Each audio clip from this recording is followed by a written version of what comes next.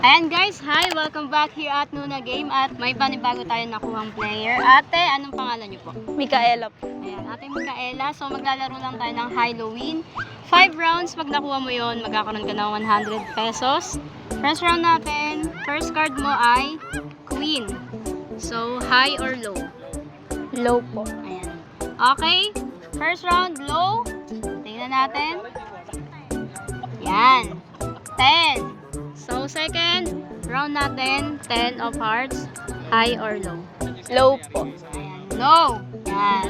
3 of hearts, okay. Third round, high or low? High po. High. Queen of diamonds. Okay. Fourth round, ate. High or low? Low po.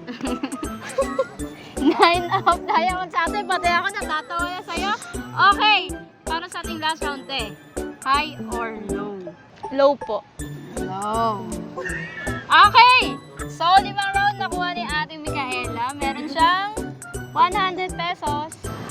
First and second, Nuna coin. And third is Nuna coin. Message mo kami sa Nuna Game Facebook page, okay?